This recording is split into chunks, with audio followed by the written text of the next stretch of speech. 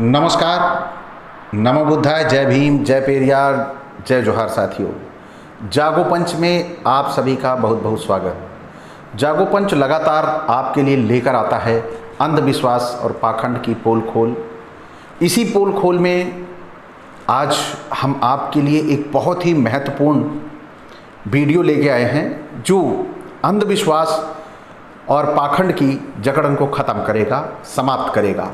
वह वीडियो क्या है?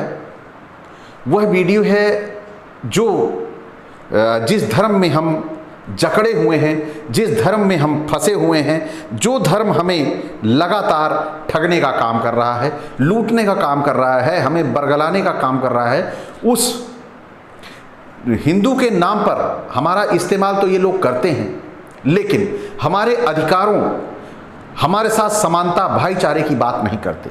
तो निश्चित तौर पर यह केवल हमें धार्मिक रूप से बेवकूफ़ बनाकर हमें हमारा उपयोग करते हैं, हमें साधन मात्र समझते हैं। तो हम लोगों का दायित्व बनता है कि हम ऐसे धर्म में जो गंदगी है, जो पाखंड है, जो अंधविश्वास है, जिसकी वजह से हम गुमराह हो जाते हैं, उन ग्रंथों को, उन धर्म की कुरीतियों को, उन धर्म के आडंबरों को, उन धर्म के पाखंडों को और वो रीति रिवाजों को जितनी जल्दी हो सके त्याग दें और हम अपने इस धर्म को, भारतीय धर्म को प्यूरिफाई कर लें। जब हम इसको प्यूरिफाई कर लेंगे तो हम एक अच्छे मानवीय जीवन को जी सकेंगे। तो आज वीडियो क्या खास होने वाला है आपके लिए?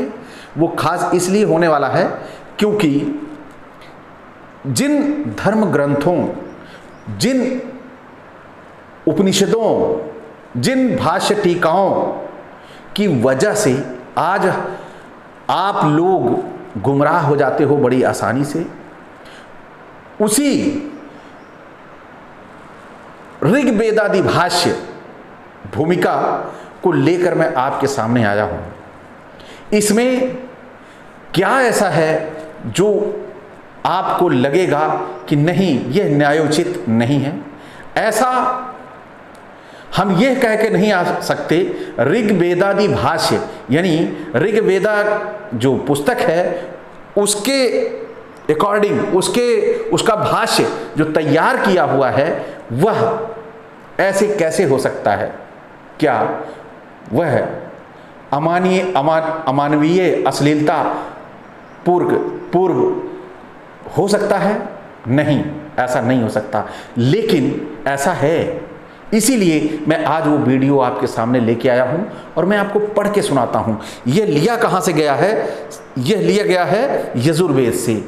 यजुर्वेद से कहां? यह आपको डिस्प्ले होगा, अब हो रहा है और आप खुद देखिए। ये यजुर्वेद से लिया गया है, अध्याय 23 से। और अब इसका हम संस्कृत तो बहुत मुश्किल भी है और वीडियो भी लंबा होगा, तो इन्हीं के लोगों द्वारा इसे हिंदी रूपांतर किया गया है। अगर मैं हिंदी रूपांतर बोलूंगा तो भी इन्हें बुरा लगेगा। तो वह हिंदी रूपांतर क्या है मैं आपको पढ़ के सुना रहा हूं, आप थोड़ा गौर करिएगा। यहां कहते हैं महिधर हैं, ये कह रहे हैं। महिधर का अर्थ, जब तक यज्ञशाला में ऋत्विज लोग ऐसा हंसते और अंडकोश नाचा करते हैं, तब तक घोड़े का लिंग महिषी की योनि में काम करता है और उन ऋत्विजों के भी लिंग स्त्रियों की योनि में प्रवेश करते हैं। और जब लिंग खड़ा होता है तब कमल के समान हो जाता है। जब स्त्री पुरुष का समागम होता है तब पुरुष ऊपर और स्त्री नीचे होने से थक जाती है। अब यहाँ पर आप सभी देख सकते हैं, क्या यह पुस्तकें हमारे समाज में पठनीय हैं? ऐसी बातें भी क्या पुस्तक में लिखी जाती हैं? क्या ऐसा लिखना चाहिए? यह नाम रखे हुए हैं ऋग्वेदादि भाष्य भूमिका और बातें क्या लिखी हुई हैं? इतनी अश्लील। आगे चलते हैं। जैसे विद्वान लोग प्रत्यक्ष ज्ञान को प्राप्त होके जिस शुभ गुण युक्त सुखदायक विद्या के आनंद में प्रवेश करते हैं, वैसे ही उसी आनंद से प्रजा को भी युक्त करते हैं। विद्वानों को चाहिए कि अपनी स्त्री और जैसे स्त्री अपने जंघा आदि अंगों को वस्त्रों से सदा ढांप रखती है, इसी प्रकार अपने सत्योपदेश विद्या धर्म सुखों से प्रजा को सदा आच्छादित करें। अब यहाँ पे देखिए, ये जैसे कोई उदाहरण भी दे रहे हों, स्त्री जैसे अपने जंघा को झांके हुए, क्या प्रकृति का उदाहरण कोई नहीं ले सकते? यह इनके दिमाग में स्त्री के प्रति कितनी कामुकता भरी है, यह इनके इन पुस्तकों में दर्शनीय होता है और पढ़ने को मिलता है। आगे चलते हैं। महिधर का अर्थ, छत्ता सेवक पुरुष शूद्र दासी से कहता है कि जब शूद्र की स्त्री के साथ वैश्य व्यभिचार कर लेता है, तब वह इस बात को नहीं विचारता कि मेरी स्त्री वैश्य के साथ व्यभिचार करने से पुष्ट हो गई, किंतु वह इस बात को विचार के दुख मानता है कि मेरी स्त्री व्यभिचारिणी हो गई।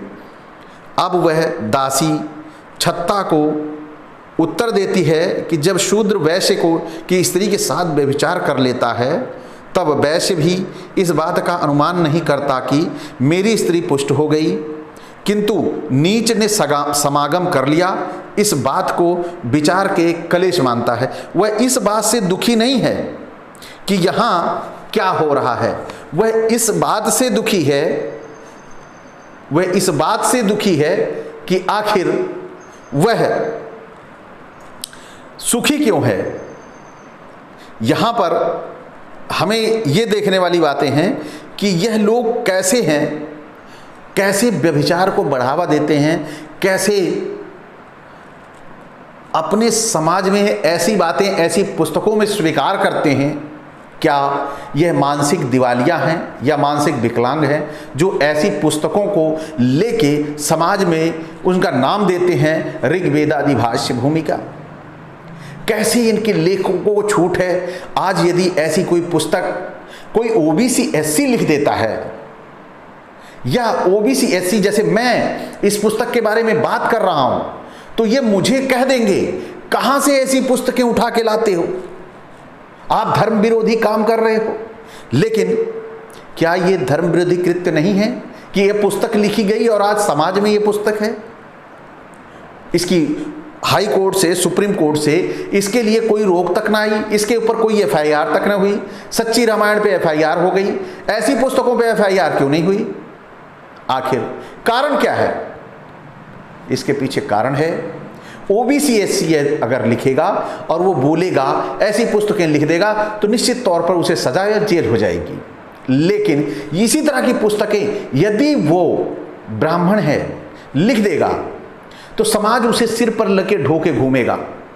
कैसे? जैसे आप देख रहे हो ऐसे ही। आगे चलते हैं। महिधर का अर्थ, श्लोक आप पढ़ रहे हैं। पुरुष लोग स्त्री की योनि को दोनों हाथ से खींच के बढ़ाने में परिवृक्ता, अर्थात जिस स्त्री का वीर्य निकल जाता है, जब छोटा या वह बड़ा लिंग उसकी योनि में डाला जाता है, तब योनि के ऊपर दोनों अंडकोश नाचा करते हैं, क्योंकि योनि छोटी और लिंग बड़ा होता है। इसमें महिधर दृष्टांत देता है कि जैसे गाय के खुर से बने हुए गड्ढे के जल में दो मछली नाचें, तथा जैसे खेती करने वाला मनुष्य अन्न और भूस अलग अलग करने के लिए चलते वायु में एक पात्र में भर के ऊपर को उठा के कपाया करते हैं, वैसे ही योनि के ऊपर अंडकोश नाचा करते हैं। साथियों, आप सभी ये इन पुस्तकों को देख रहे हैं, पढ़ रहे हैं। आप इन पुस्तकों में देखिए जिस प्रकार की अश्लीलता दी हुई है, इसे पढ़ने में शर्म महसूस होती है। हम इसे सार्वजनिक तौर पर पढ़ के सुना रहे हैं, मुझे आंतरिक कष्ट हो रहा है। लेकिन यहां मजबूरी बनती है। अपने समाज को, जो ओबीसी एससी समाज है, आज वह इन्हीं बाबाओं और इन्हीं ग्रंथों के चक्कर में उलझकर अपने परिवार की देखभाल नहीं कर रहा है।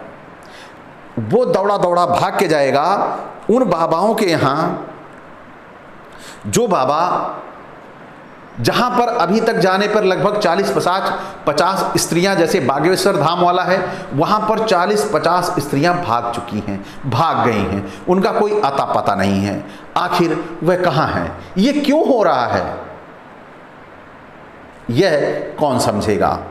इसको कैसे जानोगे कि वहाँ होता क्या है? जब इनके ग्रंथों में ऐसे ऐसे शब्दों का समावेश है, तो क्या आपको लगता है कि यह लोग इनके कथा पंडालों में, इन कथावाचकों के कथाओं में क्या ऐसी बातें नहीं होती होंगी? इसी पीड़ा को लेके मैं आपके बीच आया हूं। मैं चाहता हूं कि मेरा समाज जागरूक हो। इन ग्रंथों के बारे में बहुत ही गहनता से अध्ययन करने की जरूरत है कि इन लोगों के दिमाग में या इन लोगों की मानसिकता आखिर है क्या, ये क्यों ऐसा लिखते हैं और क्यों ऐसा करना चाहते हैं, समाज में इतनी दूषित मानसिकता को क्यों फैलाना चाहते हैं। यही इस जागो पंच का उद्देश्य है, जो हम बोल नहीं सकते, पढ़ नहीं सकते सार्वजनिक तौर पर। ऐसी ऐसी पुस्तकों का निर्माण किया है इन्होंने। तो अब यहां पर यह बनता है कि ये स्वयंभू जन्म से श्रेष्ठ बनते हैं, और लिखते क्या हैं, इनकी जन्मजात श्रेष्ठता यह क्या बता रही है, मैं यही आपको समझाने का प्रयास कर रहा हूं कि आप इस दलदल से बाहर आ जाइए। ये दलदल आपको ऐसी ही जिंदगी की तरफ ले जा रहा है जहां पर अनैतिक शोषण महिलाओं का होगा, वह आपके ही परिवार की होंगी, कोई बाहर से नहीं आएंगी। और जब आपके साथ ये दुर्घटना हो जाएगी, तब आप चिल्लाकर क्या करोगे? आपका परिवार दूषित हो जाएगा तो आप बोल के क्या करोगे? यही उद्देश्य है जागो पंच का कि आप इनकी इन भावनाओं से चिरपरिचित हो जाइए। आगे चलिए, एक दो श्लोक और हैं जो ये बताते हैं कि क्या कह रहे हैं, ये कहना क्या चाहते हैं। यहाँ पे कह रहे हैं, इस मंत्र में महिधर ने कहा है कि गणपति शब्द से घोड़े का ग्रहण है, सो देखो महिधर का उल्टा अर्थ की सब ऋतुजों के सामने यजमान की स्त्री को घोड़े के पास सोवे और सोती हुई घोड़े से कहे कि हे अश्व, जिससे गर्भधारण होता है, ऐसा जो तेरा वीर है उसको मैं खींच के अपनी योनि में डालूं, तू उस वीर को मुझ में स्थापन करने वाला है। यहां पर महिधर ने पोल खोलने की कोशिश की है। यहां पर इन लोगों ने महिधर को बुरा बना दिया। आखिर क्यों? क्योंकि कोई भी इनकी जब पोल खोलता है तो यह उसको बहुत बुरा बना देते हैं, क्योंकि इनका काम ही यही है कि उस व्यक्ति को जो सच्चाई की बात करता है उसको कितनी जल्दी बुरा बना दो कि वह जो कुछ समाज में बताए, वह समाज में जो कुछ कहे, उसके बारे में लोग ना माने। यानी यहां पर बता दिया कि महिधर ने गलत व्याख्या की है, लेकिन महिधर ने सही व्याख्या की है, क्योंकि महिधर भी संस्कृत के अच्छे ज्ञाता थे। तो यहां पे आगे महिधर फिर लिखते हैं, क्या लिख रहे हैं? छत्ता सेवक पुरम पुरुष शूद्र दासी से कहता है, जब शूद्र को स्त्री के साथ वैश्य व्यभिचार कर लेता है तब वह, अच्छा ये वाला श्लोक तो हो चुका है, क्योंकि दोबारा रिपीट आ गया था तो मैं इसे नहीं पढ़ूंगा। तो दूसरा है, मैं उसे पढ़ के आपको सुना रहा हूं। हाँ, ये देखिए,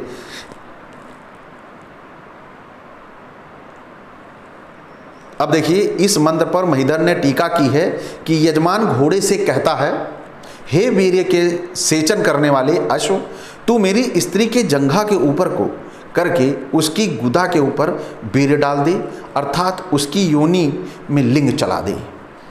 वह लिंग किस प्रकार का है? जिस समय योनि में जाता है उस समय लिंग से स्त्रियों का जीवन होता है और उसी से वे भोग को प्राप्त होती हैं। इससे तू उस लिंग को मेरी योनि में डाल दे। ये है हम जिस धर्म में आज भारत में जीवन जी रहे हैं। बड़े गर्व से कहते हैं मैं हिंदू हूं। हिंदू नहीं, आप उस समाज के हिस्से हो जो मानसिक गुलामी की दौर से गुजर रहा है। हम चाहकर बोल नहीं सकते, आप अपनी बात खुलकर कह नहीं सकते, और आज यदि मैं कह रहा हूं तो इस पे कमेंट करने वालों की लाइन लगेगी, दसियों लोग गलत कहेंगे। लेकिन मुझे यह पता है जब गंदगी से पर्दा उठता है तो जिसने गंदगी छिपाई है तो उसको तकलीफ तो होगी ही। तो आज अगर उसको तकलीफ हो रही है और मेरे समाज के लोग उस गंदगी को देख ले रहे हैं तो निश्चित तौर पर मैं वो 10 गालियां खाने को भी तैयार हूं, जिससे मेरे 10 भाई जागरूक हो जाएं। क्योंकि जब वो 10 जागरूक हो जाएंगे तो मैं 11 हो जाऊंगा। यानी 11 माने जब इसी तरह का हम 11 मिलके 11 को जगाएंगे तो हमारी संख्या बहुत तेजी से चलेगी, बढ़ेगी, जिससे हमारा समाज जागरूक होगा और वह ऐसे पाखंडों, अंधविश्वासों से निकलकर बाहर आएगा जहां पर धर्म के नाम पर कामसूत्र की पुस्तकें आपके सामने रिप्रेजेंट की जाती हैं, कोक शास्त्र की पुस्तकें यहाँ पर रिप्रेजेंट की जाती हैं। क्या यह मानवीय धर्म है? ऐसी शिक्षाएं जो अमानवीय हैं, ऐसी बातें जो अमानवीय हैं, इनके ग्रंथों में कैसे? क्या यही इनकी कुत्सित मानसिकता है? क्या वास्तव में यह जाति में श्रेष्ठ पैदा होने का ढोंग करते हैं? अपने आप को ये इतना बड़ा दिखावा करते हैं कि हम जाति से श्रेष्ठ पैदा हैं तो हम कुत्तई भी करेंगे तो समाज बर्दाश्त करेगा। यह इसकी भी एक उम्र होती है, इसकी भी एक निश्चित सीमा होती है। यदि यह निश्चित सीमा तक की जाती है कुत्तई तो बर्दाश्त होती है, लेकिन जिस दिन समाज जाग जाएगा, अब समाज पढ़ा लिखा हो रहा है। जैसे आज मैंने इस ऋग वेदादि भाष्य भूमिका से यह वीडियो निकाला, यह पुस्तक से इन अंशों को निकाला और वीडियो बनाया। यह जितने लोगों को पता लगता जाएगा तो क्या वो लोग खोजेंगे नहीं कि अचल जी ने अगर ऐसा ये स्क्रीनशॉट तक डाल रखा है और ऐसा लिखा हुआ है तो क्या ये गलत होगा? नहीं, ये गलत नहीं होगा। यह स्क्रीनशॉट उस पुस्तक में आपको पूरा मिलेगा। तो आप क्या सोचेंगे? इनमें लोग अपने मन में क्या सोचेंगे? क्या ये लेखक के मन में ये बातें ना आई थी, या लेखक जड़ बुद्धि था, या इनके समाज की, इनकी जात की मानसिकता ही इतनी गिरी है कि वह महिलाओं के साथ इतनी कुत्सित सोच रखते हैं। जी हां, आप इनके ग्रंथों को उठाकर देख लीजिए, इनके ग्रंथों में ऐसी कुत्सित मानसिकता की भरमार है। यह स्त्री का सम्मान करना जानते ही नहीं। तो साथियों, आपको ये वीडियो कैसा लगा? अच्छा लगा तो लाइक करें और कमेंट करें कि ब्राह्मणी धर्म कामसूत्र कामसूत्रीय धर्म है, उसका कोई अपना धर्म नहीं। क्योंकि जो महिलाओं के बारे में गलत सोचता है, महिलाओं के बारे में गलत बोलता है, उसका अपना कोई धर्म नहीं होता। क्योंकि जहाँ से हम पैदा होते हैं, हमारी माँ से बड़ा धर्म दूसरा कोई नहीं होता। माँ ही हमारा सारा धर्म है, क्योंकि इस धरती पर लाने वाली वही है हमें। वहीं से हम सीखते हैं अच्छे और बुरे का ज्ञान। तो क्या जब इन्हें ये आभास नहीं कि हमारी माएँ बहन बेटियां भी इसको सुनेंगी तो क्या सोचेंगी? लेकिन ये ऐसा सोचने वाले नहीं। तो साथियों, जो आज नए जुड़े हैं, नए लोग साथी हमारे वीडियो देख रहे हैं, वो सब्सक्राइब करना ना भूलें और बेल आइकन की घंटी जरूर दबा लें, जिससे हमारा अगला वीडियो आप तक त्वरित गति से पहुंच जाए। क्योंकि हमारा अगला वीडियो आज से भी ज़्यादा बहुत महत्वपूर्ण होने वाला है। क्योंकि अभी तक आप सभी ने, मैं थोड़ा सा हिंट भी दे दूंगा आपको, आप सभी ने बहुत शक्तिपीठों की नाम सुने होंगे, उनकी जानकारी होगी। लेकिन मैं एक ऐसी शक्तिपीठ के लेके नाम आ रहा हूं जो निश्चित तौर पर, जैसे ही कामाख्या में योनि की पूजा होती है और अन्य शक्तिपीठ जैसे हैं, मुंडेश्वरी शक्तिपीठ है, उसी तरह गंडेश्वरी शक्तिपीठ भी है। उस गंडेश्वरी देवी के शक्तिपीठ के बारे में आप सभी को मैं जानकारी दूंगा। तो आप सभी साथी अगला वीडियो मिस ना करें, जरूर देखें। इसी के साथ आपसे विदा, नमस्कार।